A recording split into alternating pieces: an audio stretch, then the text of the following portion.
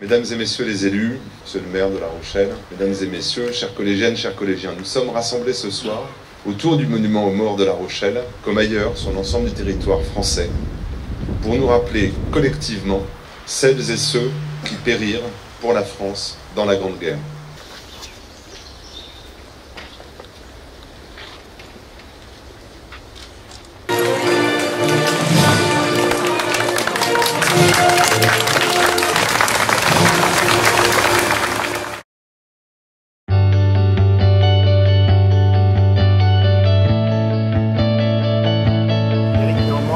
Je travaille à la Direction régionale des affaires culturelles Nouvelle-Aquitaine, au service régional de l'archéologie, site de Poitiers, et je m'occupe du département de la Charente-Maritime. Donc actuellement, je suis quai Maubec pour exercer le contrôle scientifique et technique d'une opération d'archéologie préventive, de diagnostic archéologique, réalisée par le service d'archéologie départementale du département de la Charente-Maritime.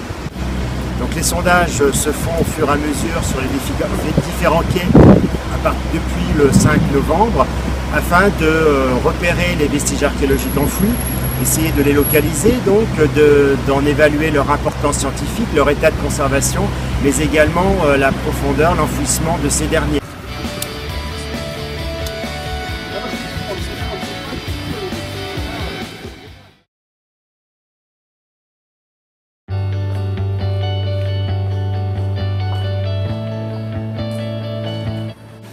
Voilà, je suis Hervé Brabant, je suis l'adjoint du directeur départemental des finances publiques de la Charente-Maritime et j'ai en charge en fait l'ensemble des métiers au sein de la direction.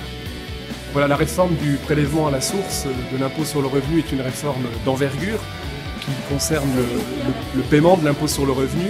Donc c'est une réforme qui touche énormément de monde et qui nécessite des actions de communication variées, et notamment la mise en œuvre de réunions publiques. Donc c'est ce qu'on fait en Charente-Maritime, on se déplace dans toutes les villes sièges d'un service des impôts des particuliers et on participe à ces réunions publiques qui sont l'occasion d'échanges variés. C'est le cas ce soir là avec plus d'une trentaine de personnes. On a pu évoquer tous les thèmes et apporter des réponses à des questions qui peuvent parfois être complexes parce que la matière fiscale peut parfois être complexe.